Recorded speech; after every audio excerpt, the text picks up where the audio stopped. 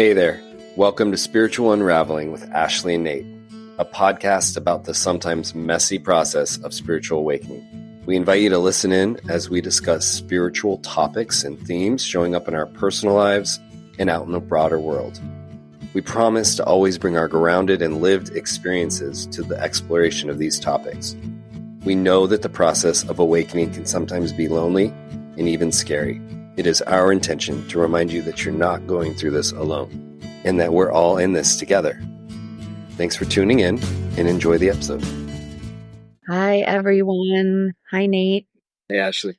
Welcome to this episode. We're talking today about grounding, and it seems like a really good time for us to go into this topic a little deeper, talking about our own experiences with grounding and going into our practice, like how we actually practice grounding and then what it's doing for us. Because we both shared today how important this practice has been over the last few months. And now we're moving into sort of a different era in our culture. And I think grounding is going to be the key to navigating the style of this White House is to create chaos. And so grounding is a beautiful way to be with what is, which is going to be chaotic because that is their style. So I wanted to start by sharing that I have had some, personal upheaval in the past couple of months. I have a family member who had a injury, and I had to go into this other mode of caretaking, and the whole process when things happen to us in life and we have to switch gears, and it opened up some stuff for me, and I was really working through some hard emotional baggage, for lack of a better word. And I got to a breaking point with it. I was working with it. I'm very conscientious about working with my emotions and whatever's arising. But I got to a point where I just said, okay, where do we go from here? What do we do with this stuff? And I remembered that I have some really amazing tools to work with whatever's happening in my life. Obviously, I'm a meditation teacher. This is what I do. But sometimes when you're in it, you're in it. And, so it was this beautiful opening, this beautiful moment to bring what I had been working with into my meditation practice and really create a lot more time and a lot more space. And what opened up was this deep, deep grounding that the more time I spent grounding in my meditation, the more spacious the container was, the more insights I got about what I was grappling with. And it's really not taken much time at all for it to move and transform and shift. So it's good timing to sort of talk about what that feels like and maybe what am I doing, and then also kind of what it can do for all of us in working with the concept of grounding. But before I go into all of that, I wanted to just see if you had any thoughts that you wanted to share. Yeah, well, I love listening to your story, and I totally agree that when things start to get really intense or heavy, it's very easy for me to kind of forget my tools, and then you hit some proverbial wall or something or setback, and it's almost like kind of a hit yourself on the head moment. You're like, oh yeah, I need to start doing the things that I know will help me, will serve me, will bring me back in line. And absolutely, I use grounding as a major component of that. So listening to you talk about that, it's a lot of that resonated. Over the holidays, I'd spent a lot of time just doing a lot of things outside of my normal bandwidth. I think I was expressing to Ashley this. I live in kind of a remote part of New York right now, and I do a lot of hiking and I do a lot of time with my family, just my immediate family. And over the holidays, I really opened things up and I was around a lot of people and visiting and traveling. And I didn't have anything major happen, but I did notice about kind of halfway through a very busy month and a half period, I said, I needed to ground. I needed to get outside intentionally. I needed to start bringing back in a practice of taking some time in the morning before I let my energy commingle with everything else that's happening and find my center. And so it'll be interesting as you and I talk about this and we get a little bit into the nuts and bolts of, about, kind of how we define grounding and what tools or techniques within that word are what we use or utilize, and kind of the benefits of it. And I definitely agree that not just the political stuff going on right now, I think that's a big piece of it, but I also just feel that there's a momentum, an energetic momentum or inertia happening. And I don't know that everyone is fully tapped into kind of who's driving this energy, or even if there is a driving factor, I'm not so sure. But what I notice about the energy is that it's mainly not mine. And that if I don't take some steps to kind of take ownership over my own energy and corral it, and as I like to say, become a steward of your energy, then you just become subject to the whims of everything that's happening out there right now. And you can see, if you're listening to the news, the radio, whatever, even your social media feed, if you let that dictate kind of the flow of your energy, it's going to be a bumpy ride right now, because there is a lot out there, good, bad, all of it. It's a lot. So I think I agree. Right now is a really timely moment to talk about ways in which we can slow things down and pull your energy back into your center, so that you're not subject to the whims of all the other stuff that's going on. Yeah. So let's dig in, Ash. When Yeah. you think you're taking it, well, we both have kind of a rich history of just kind of normal ideas around grounding, but you're also taking this really cool class right now and you're diving in even deeper. So I'm gonna let you talk about that process and what you've learned, or maybe ways you've enriched the idea of traditional grounding. Yeah, I mean, I don't even know what traditional grounding would even be, but I don't even know I if I know what it means. Actually, when I said it, I was like, traditional grounding. What is? All right. but maybe that exists and will find out about it. Yeah. Um, but for me, I have a lot of tools. I mean, I worked with an energy healer for 10 years. I I really have a lot of energetic grounding tools. So I think I'll talk about the energy piece, and I can even just walk us through like a mini grounding. And I think there's so many ways. I mean, just putting your feet on the ground, putting your hands on the ground, Right. connecting to the earth, connecting to nature is grounding. There's so many ways to ground. And if you would just have an intention of grounding and you make your own grounding ritual, you will be grounding. It's like, but I'll just walk through, briefly, because lately my grounding practice has really been slow and deep. But you can also ground yourself throughout the day just by becoming conscious of your energy. So some important factors about grounding is just bringing your attention down into the lower part of your body. So, your pelvis, maybe bringing some breath down there. And you can start to feel that when you bring your breath deep into your body, into your pelvis, into your belly, you can kind of feel your shoulders naturally relax. You can feel that you've moved away from the mind, because most of us are living up in the mind. So you're just bringing your attention down deep into the body. And even that shift is very grounding. And then we all have an energetic cord that runs from our seat down through the layers of the earth, connecting to the center of the planet. And this is just an energetic cord. We all have it. So my grounding practice includes visualizing that grounding cord. If you need more support, you can bring it all the way up to your waist. You can visualize a tree moving down, a tree trunk, bringing itself down through the layers of the planet. Sometimes I visualize an anchor, like an anchor of light. for some reason that helps me ground deeper. And you're hooking in or you're wrapping roots around the center of the planet. And there's a sense here that you are now connected. You're feeling into your connection to the earth.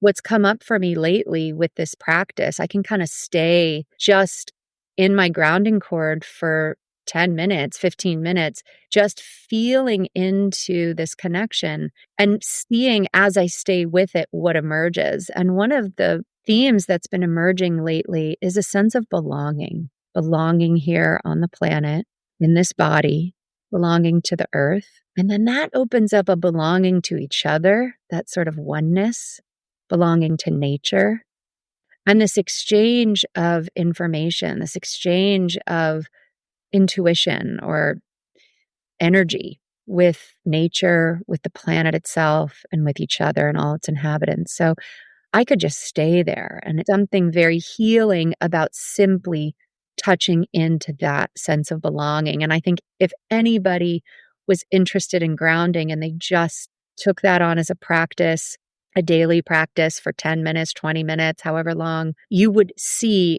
a real difference in your how your energy changes just by connecting to this energy line and seeing what happens. I love that part too. You're not trying to make something happen, but just by the connecting to what's already here and trusting that it's already here, all that connection is already happening, but by bringing your attention to it and then opening up to sort of curiosity and seeing what comes, what flows in. For me, what's been flowing in lately is belonging. And it's really powerful to feel a sense of belonging on the planet.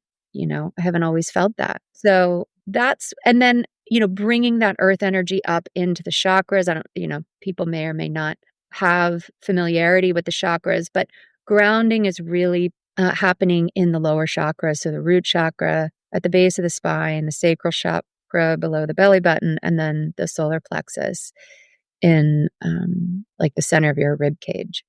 And just bringing this earth energy up and supporting this kind of the lower chakras is going to really support you feeling grounded throughout your day. It's a beautiful practice. So I don't know if you have any thoughts about that, or I don't know where you want to go from here. Yeah, I mean that was I think when I was thinking about traditional grounding, that's really what I was thinking about was kind of your energy cord, your lower energy centers connecting into the earth.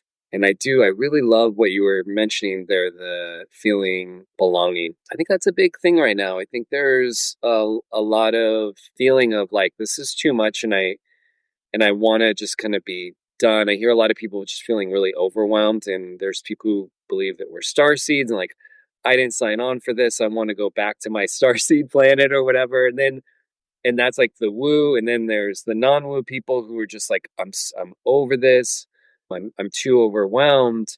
And I think what we're talking about here is that when you can take a moment and you can pull your energy in and you can really, really connect to the earth, to Mother Earth, you will then be reassured that you indeed are meant to be here. Otherwise, you would not be here. And that this time on the planet is really important, and that part of that anxiety or distress that people might be feeling is because of disconnection. Mm-hmm. Disconnection from the earth, disconnection from each other, and not understanding that we are part of this like vast web of life, and that all of this is, we're part of the orchestration of all of this stuff. So I mean, yeah, when you slow down and you tap into that knowing, you're tapping into a pretty big portal of power, Mm-hmm. and it's there. It's right underneath your feet, which is kind of the crazy part about grounding.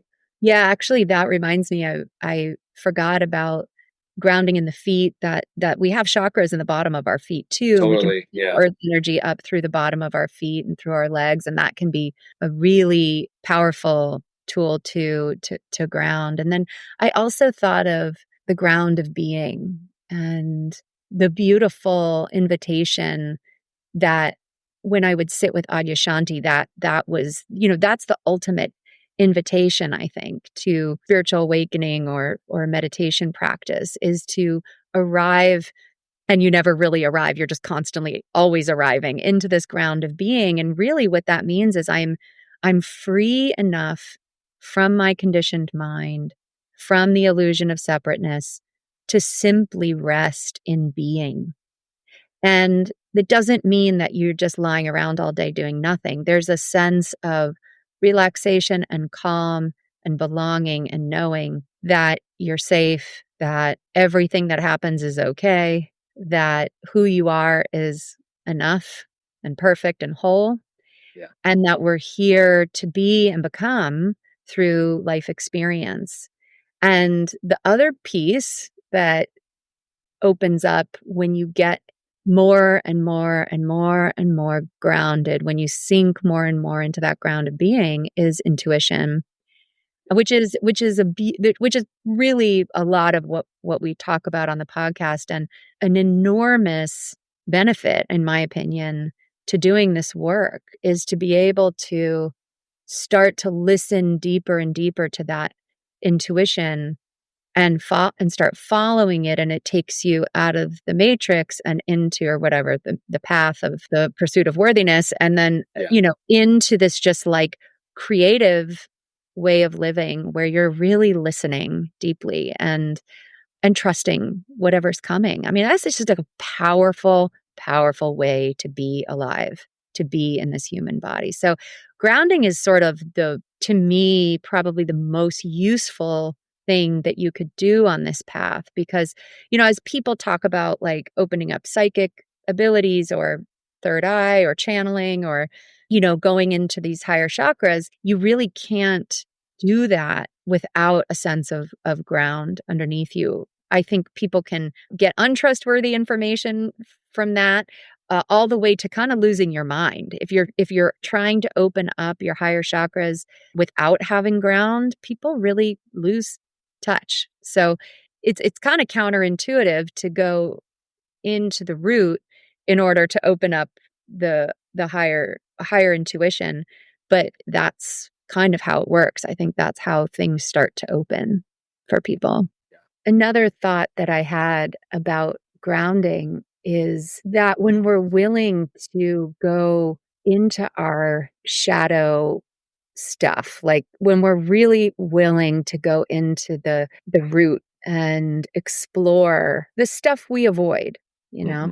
like the old scary stuff, we're willing to just sit with it, and that's a huge part of grounding. This is the sort of revolutionary act of our time, because when we root down, when we're not afraid of our conditioning, and we're not afraid of our trauma, and we're not afraid of our emotions, and we can be with it all of a sudden we do have a sense of power.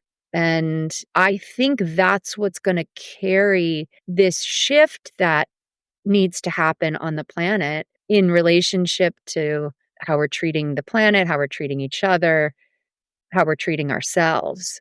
And I think this is like, if you want to take if you want to take on, the powers that be outside of yourself, come into your own power and start listening deeply from this grounded place, and have the courage and the confidence that grounding offers to take risks, to go into the unknown, to move past your places where you might stop because of the conditioning or the fear or the protection. So, grounding just opens up so much potential Yeah. and can be like a revolutionary, kind of cool to think about it that way. Yeah. Yeah. It's making me think about all of these kind of just real life analogies around grounding. Like, what do we mine for all of our resources in the earth? We go to the ground.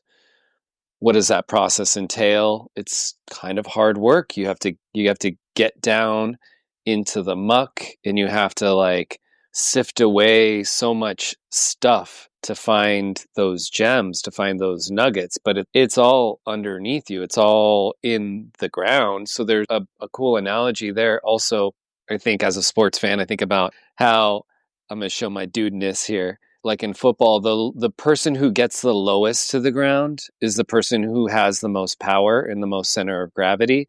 And I think that although that might be kind of a light example, it's very true. Like that is, as human beings, that is where we find our foundation. Is like the more stable and anchored to the ground you can be, the more you are not going to be swayed or pushed around by life's ups and downs, and you're going to really know your center. I mean, I did martial arts for a really long time, and that was a huge part of karate was just you could spend years and years just working on a stance where you would figure out you have your legs, both your legs, and then the third point was basically your root chakra. They call it your hara, and it's like your tailbone comes down, it's like a third leg. It obviously doesn't exist, but you have to energetically find it by lowering yourself into that position and finding stability in a triangle, which is also cool because then there's like sacred geometry there. But yeah, I mean, I love all those practical things around the way that we think about it. And then I was also just thinking about, let's talk about just like day to day benefits from grounding and maybe why we're advocating this so much. And, you know, my grounding practices lately have been less in meditation and more in earthing. So going outside, getting onto the earth, going on hikes, hiking deep into the woods, and then finding a rock or a tree or something to just sit on and ground. And then going back into my daily life and doing all my normal stuff, but having a complete reset of my system and bringing that energy of stability, of knowing myself, of not being as emotionally volatile because I did that little process and then taking that energy out into the world. So for me that's something that I find hugely valuable, and I know you have lots of thoughts on this. So what about you? Yeah, it makes such a difference. Whoa, what a difference starting your day with any kind of grounding practice compared to the days that you don't. A different thing. I mean, you're more patient. Mhm. You know, you have the capacity for a higher perspective. Yeah. I know for me, it's such a signal to me when I'm reactive or feeling irritated or something. It's such a signal to me to ground, Yeah. to find that grounding, and I can do it in the moment even sometimes, and using those the impatience as a signal. But there's a deep, deep, deep sense of okayness. Mhm. It starts to arise when you start to ground, so that, you know, shit happens all the time. Yeah. You know, this whole spiritual awakening thing does not mean that shit ain't gonna happen. It's gonna keep happening, you know? And it's more about, yeah, how we're receiving it, how we're seeing it, how we're managing it, you know? Where is it getting hooked? Where is it not getting hooked? Where are we able to pause and see and observe our own reactions and get curious about that? So it's just it's a game changer. It's a real game changer to come into yourself and work on this stuff in yourself rather than trying to manage and control the outside world, Yeah. and start to see how your relationships change, how people respond to you differently, Yeah. how you can manage things differently. Yeah. Yeah. We were talking about, before we started to record, we were talking about the essence or sound or your vibration that you have and that you emit when you have been actively grounding yourself and you have a grounding practice. It's a clarity in the signal that you are sending out to other people, both energetically and even just real life 3D calmness, centeredness, knowingness. You know, we talked about stability. When you just think about your interactions with somebody who when they know who they are and they're centered, and they may or may not be a spiritual person, but I guarantee you one thing, they're grounded and they have figured out through life how to do that. And so it's like there's a way that this stuff can really brings you back to a powerful center of yourself, and it has these benefits out in the real world. And I think one of them particularly is just a stronger essence of who you are, and people then respond to you differently and are most likely going to be responding to the higher aspects of yourself, not your wounding, not your ego, not your trauma. When you're grounded and you're centered in your true essence, then what you're going to get back from people is this a really nice reflection, the parts of yourself that are the best parts of yourself, which is really nice because it has this reciprocating kind of, it's a feedback loop. Yeah, it's like we've talked about this before, I'm sure, but it's moving out of survival mode Mm-hmm. and into more creator, empowered creator Yeah. energy. And part of my practice that's been really deepening lately, and this is just an oldie but a goodie, is clearing out my energy field as I'm grounding in my meditation. I ground and then I really clear out my energy field of anybody else's energy. Yeah. And what that does is it really allows me to have an experience of sitting in my own energy. And there's something that starts to get so feels so good, Mm-hmm. and, like, there's just a sense of aliveness when you're grounded and sitting in your own energy. I feel like when I find that, I could just stay in that forever. It feels so good, and then when you practice that, you really start to orient to it, and then you really don't like it when you're not in it. It's easier to recognize when you've become ungrounded, Yeah. or you're not centered, or you're not in your own energy, or you're matching somebody else's energy or something. You've kind of popped out of your own center. It's much more noticeable when you have this grounding practice. But I love the when I receive my own essence, Mm-hmm. I'm like, "Oh, that's amazing," It's such a deep, deep reminder of what this whole thing is about, Yeah. like, it's really about that. It's really about having the embodied, incarnated experience of receiving your own energy. I really think that's it? Yeah, absolutely. And seeing other people's energy and feeling it and interacting it with it in this like very healthy, pro-social, pro-energetic kind of way. And like you and I experience this quite a bit when we have our conversations. It's why we love chatting about spiritual stuff. You can just feel when someone's energy is strong but contained. There doesn't involve any hooks. There's something there. It's very beautiful. And I think that is, like you were hinting at, that is why we're here. We're here to be both individuated strands of consciousness, but also part of this collective. When you can kind of experience yourself in that wholeness of you, then when you interact with other people, you have a much better sense of where you end and where others begin. And then the dance is playful and fun. And there's no weirdness, the weirdness that comes with, I need you to behave a certain way in order for me to feel good. And if you don't do that, then I'm a bad person or you're, all of that nonsense. It all can very much go away pretty easily when you just come back into your center. And it's funny because as we're talking about this, one of the things that I'm contemplating is just I'm like, what is the relationship between grounded and presence? They're totally connected, and it's like this. It's a kind of like a loop that I keep seeing. One feeds into the other, and I don't know if chicken and the egg, but they definitely seem to be playing in the same sandbox. And so I don't know. What do you think about that? I think they might be the same. Okay, yeah, that's what I was wondering. I think they might be the same thing. If I'm, maybe the different qualities of the same thing. Right, I don't know that you have one without the other, right. truly. But I love what you just said. I actually think that's such a good point about the relational aspect. And, you can really tell when you're in relationship with somebody and you have that grounded sense of trust Yeah.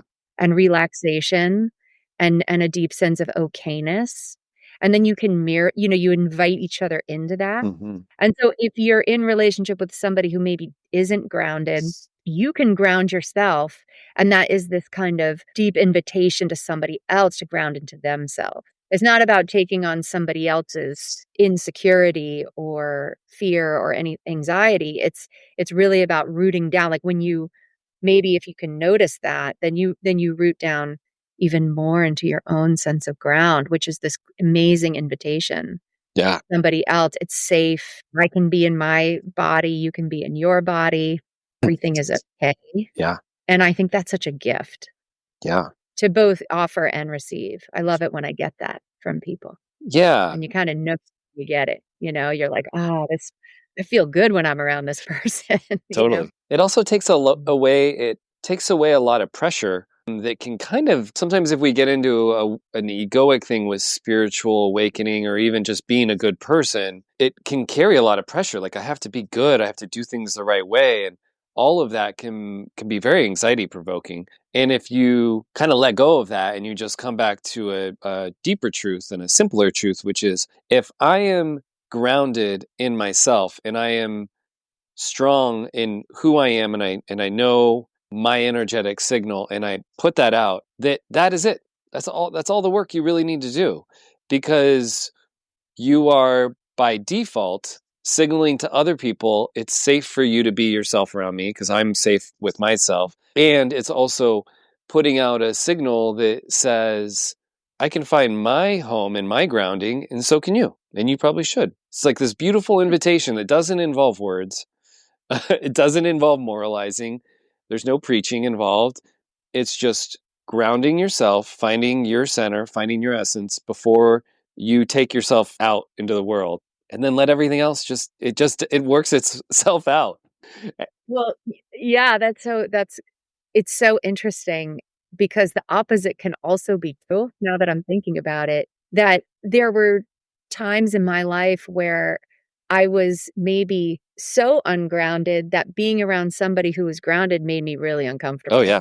Because part of sitting in your own seat, in your own ground is this kind of tuning into the truth of life and being accepting of all of life, and that's kind of terrifying for a lot of people. I mean, I know it was for me, and it can still be. If I hit up against things that I haven't fully accepted yet or seen or felt, fear comes up like, ooh, do I really want to go there? Right. If you're with, and that's where great teachers really come in, who are holding this sense of everything is okay and everything is safe enough to feel Yeah. and be with, and those are really profound transmissions for you to start to sense into your own trust and your own safety and your own okayness with exploring your own ground. Yeah. But I know there can also be like a rattling that can happen. Not everybody might be so into it, now that I'm thinking about it. Yeah, yeah. Well, I mean, when we start talking about like energetic entrainment, this idea that like with musical notes where they'll pick up the same harmony or frequency, and then the higher one will move the other one up. And I think people energetically do this. And if you're around somebody who is in their power, very grounded, and is in sending out this entrained signal of that kind of deep, authentic knowing and kind of coming from a very rooted soul place, yeah, you might bounce right off of them, and other people are going to bounce right off of you if you're in that place too. And that is probably a good thing, because if the energetic distance between the two people is too big to cover in, let's say, an interaction, then it's like the universe's way of putting rubber stoppers on the corner to make sure people don't hurt themselves. It's like, no, no, you two shouldn't play. You're in different rooms, and so you're just going to energetically bounce off each other. Or, what you were describing, I would surmise, I don't know, is that when you're just close enough to someone who's holding a really strong signal, that you're in their field, but you're uncomfortable because you're uncomfortable with the distance between the two energies, and you're like, whoa, if I was to be here, I would have to pull I kind of have to pull my shit together and like pull my energy up, or can only handle so much time. But all of that is cool because it all kind of happens on this non-linguistic level. It's happening, and that's like the beautiful thing about releasing the expectations around needing to help other people find or do anything. You just do you really well out in the world, and the people who are going to match with you will find you, and everyone else will just bounce off. And that goes for everyone at every levels, with no judgment Mm. about what energetic level you are. That's law of attraction, right? Yeah, it's cool stuff though to think about. Yeah, totally. What else about grounding? Well, I feel like we're getting into a little bit around how grounding can help deepen your intuition, but you were kind of just talking about it in theory. I'm wondering if you're comfortable just sharing, yeah, something that could illustrate some of the ways that, so we've talked about our signal getting stronger. We talked about our kind of energetic stability, knowing yourself, but you had also talked about how almost like serendipity, things start to unfold in different ways when you're really doing a grounding practice consistently. So, Yeah, I would even say it this way. I mean, I think that has been true as I've been really focusing on grounding for the last 6 months. Those serendipities are definitely synchronicities are happening all the time. It's sort of like too much to say even. yeah. Like I think that it opened up something, who knows what it is. But I also what I would say about it is like the true that stuff's cool, but the true gift Mhm. that I've received is really trusting my intuition in such a deeper way that I'm really moving out of my wounding and my judgment to really listen Mm, and feel into a truth that lies beyond logic, that lies beyond cultural conditioning, that lies beyond my ego's desire to control or manage or be safe, that there's this kind of deeper voice that you can just hear more right. clearly, just more obvious and feels more compelling. And I think that that's really the path that I'm playing out right now is hearing that deeper intuition more clearly and responding to it quicker and getting this feedback loop of what feels like expansion or what feels like moving forward. I don't even know. Or what feels like trusting the path, trusting the process.